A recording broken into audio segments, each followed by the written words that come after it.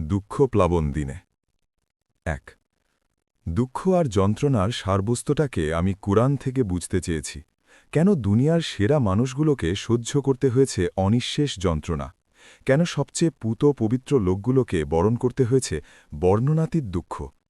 যাদেরকে আল্লাহ সুবহানাহু ওয়া তাআলা মনোনীত করেছেন নিজের পয়গম্বর হিসেবে, কেন তাদের জীবন জুড়ে দুর্যোগের এত ছড়াছড়ি?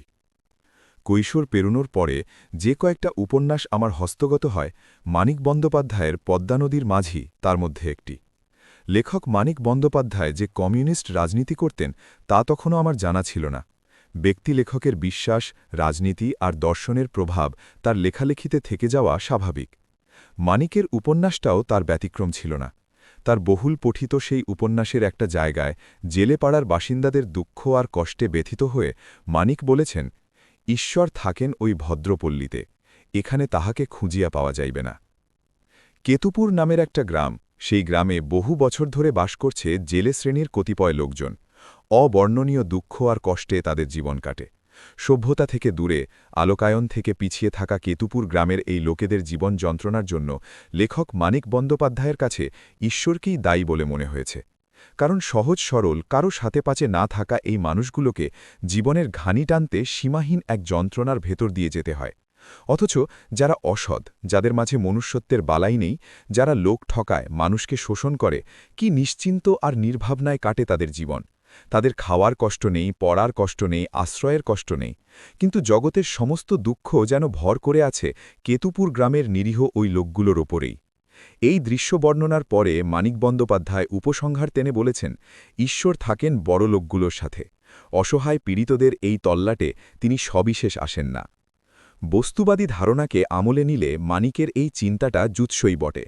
এই ধারণা যেহেতু বস্তুগত ব্যাপারাদির দৃশ্যমান অবস্থা দেখে উপসংহার টানে এবং এই তত্ত্বের যেহেতু বিষয়ের মর্মে পৌঁছে চিন্তা করার ক্ষমতা নেই, তাই কেতুপুর গ্রামের লোকজনের দুঃখ দুর্দশা দেখে মানিক সেখানে ঈশ্বরের অনীহা, অবহেলা আর অযত্ন খুঁজে পাবেন। আর ভদ্রপল্লীর লোকজনের বিলাসী আর স্বাচ্ছন্দ্যময় জীবনযাপন দেখে সেখানে খুঁজে পাবেন ঈশ্বরের অবারিত করুণাধারা। এটাই স্বাভাবিক।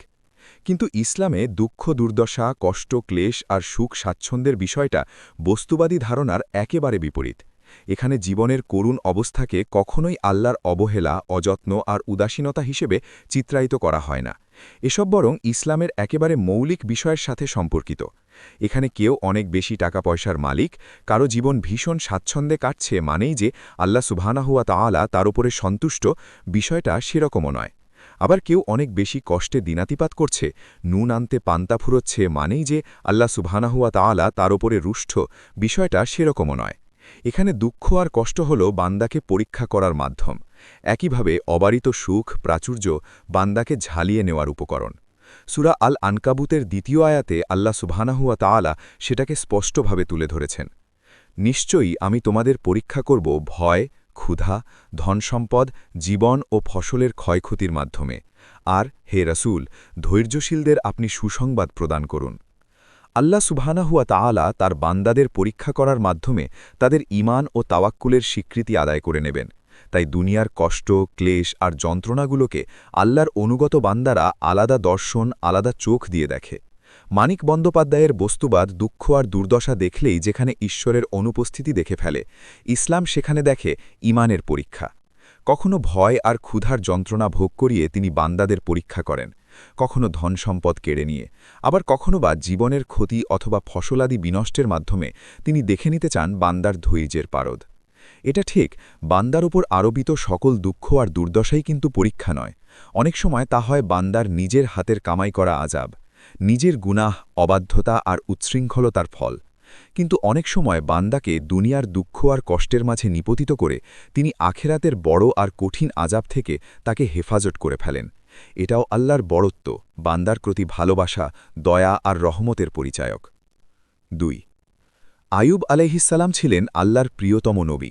সেই আয়ুব আলাইহিসসালামের শরীরে এমন কঠিন রোগ বাসা বাঁধল যে তিনি মৃত্যুশয্যায় শায়িত হওয়ার অবস্থায় পৌঁছে গিয়েছিলেন। ইউনুস আলাইহিসসালাম ছিলেন আল্লাহর মনোনীত নবী। সমুদ্রের ঝঞ্ঝা বিক্ষুব্ধ এক বিপদ তাকে নিয়ে ফেলল সমুদ্রের মাঝে, এবং তার ঠাঁই হল বিশালকায় এক মাছের পেটে। সে কি ঘনঘোর বিপদ ভাবুন তো। নবী হওয়ার পরেও চক্রান্ত পিছু ছাড়েনি ইয়াকুব আলাইহিসসালাম এবং ইউসুফ আলাইহিসসালামের। নবী ইয়াকুব আলাইহিসসালাম হারিয়েছেন প্রিয়তম পুত্র ইউসুফকে, আর নবী ইউসুফ আলাইহিসসালামকে পদে পদে পাড়ি দিতে হয়েছে বিপদসংকুল পথ। নারীর কুপ্রস্তাব, কারাগারের অন্ধকার প্রকোষ্ঠ, কি কঠিন সময় পার করেছেন আল্লাহর নবী ইউসুফ আলাইহিসসালাম। ৯০-৫০ বছর দিনের দাওয়াত দেওয়ার সুযোগ পেয়েছিলেন আল্লাহর নবী নূহ আলাইহিসসালাম। কিন্তু হায়, হতভাগার দল তাকে কি তিরস্কার, কি অপমান, অপদস্থই না করেছিল। মুসা আলাইহিসসালামের জীবন্ত রূপকথাকেও হার মানিয়ে দেয়। জন্মের পর মুহূর্ত থেকেই শুরু হয় তার জীবনের সংগ্রাম। দুনিয়ার সবচেয়ে বড় জালিমের মুখোমুখি হতে হয়েছিল আল্লাহর নবী মুসাকে। ঈসা আলাইহিসসালামকে তো হত্যা করতে নরাধমেরা তার ঘর পর্যন্ত চলে এসেছিল। আর মুহাম্মদুর রসুলুল্লাহ সাল্লাল্লাহু আলাইহি ওয়াসাল্লাম সকল নবীদের শিরোমণি হওয়ার পরেও কি কঠিন, বন্ধুর, বিপর্যয় মুখর জীবন তাকে পাড়ি দিতে হয়েছে সর্বদা। জন্মের আগে বাবা মারা যান, ৬ বছর বয়সে মারা যান মমতাময়ী মা। যে প্রাণপ্রিয় দাদা মাথার ওপর বটবৃক্ষ হয়েছিলেন, ৮ বছর বয়সে তাকেও হারাতে হয়। নিজ কৌমের অত্যাচার আর নির্যাতন, ব্যঙ্গ, বিদ্রুপ তো ছিলই, এমনকি তাকে হত্যা করতেও উদ্যত হয়েছিল জালিমের দল। সুতীব্র ঝঞ্ঝামুখুর বিপদসংকুল এক জীবন তাকে অতিবাহিত করতে হয়েছে এই ধরনীর বুকে। এই সমস্তটার ফলাফল দিন শেষে কি? আল্লাহ সুবহানাহু ওয়া তাআলা ঠিক ঠিক নবী আয়ুব আলাইহিসসালামের দুয়া কবুল করেছিলেন। মরণ ব্যাধির হাত থেকে বাঁচিয়ে তাকে পুনরায় দান করেছিলেন সুস্থ জীবন।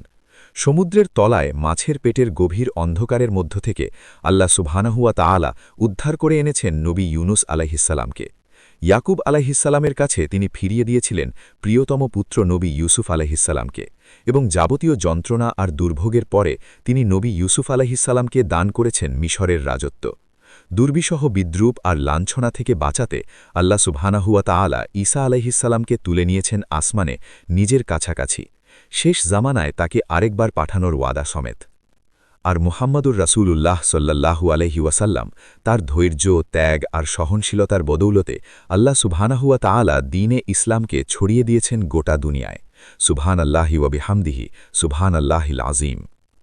৩. দুনিয়ার দুঃখ, কষ্ট আর যন্ত্রণাগুলো জীবনের অবিচ্ছেদ্য অংশ। এগুলোকে পাশ কাটানো যায় না। ধৈর্য, তাওয়াক্কুল আর ঈমানের শক্তি দিয়ে এগুলোর মুখোমুখি হতে হয়। এখানে এক একজনের জীবনের দুঃখ কষ্ট এক এক রকমের, কোনোটা ব্যক্তিগত, কোনোটা সামষ্টিক। দুঃখ আর যন্ত্রণার ধরনগুলো যেমনই হোক, আমাদের বিশ্বাস করতে হবে একমাত্র এবং কেবলমাত্র আল্লাহ সুবহানাহু ওয়া তাআলাই পারেন আমাদেরকে এই সমস্ত যাতনার হাত থেকে মুক্তি দিতে। দুঃখ উপশমের ক্ষমতা কেবল তার হাতেই। জীবনের দুঃখ আর যন্ত্রণার দিনগুলোতে আমরা মানিক বন্দ্যোপাধ্যায়দের মতো হাপিত্তেশ করব না। আল্লাহর ব্যাপারে সামান্যতম সন্দেহ আর অবিশ্বাসকে জায়গা দেব না অন্তরে। আমাদের বিশ্বাস হবে নবী আয়ুব আলাইহিসসালামের মতন, যিনি মরণ ব্যাধিতে জীবন বিপন্ন হওয়ার মুখেও আল্লাহ সুবহানাহু ওয়া তাআলার উপর থেকে একটা মুহূর্তের জন্য ভরসা হারাননি। অন্তরের সবটুকু বিশ্বাস আর ভালোবাসা থেকে তিনি বলেছিলেন, রব আমার, দুঃখ কষ্ট আমাকে স্পর্শ করেছে, আপনি তো দয়ালুদের মধ্যে শ্রেষ্ঠ দয়ালু। আমাদের তাওয়াক্কুল হবে নবী ইয়াকুব আলাইহিসসালামের মতন, যখন প্রিয়তম সন্তানকে হারিয়ে তিনি বলেছিলেন, আমার দুঃখ আর বেদনা আমি কেবল আল্লাহর সমীপেই নিবেদন করছি।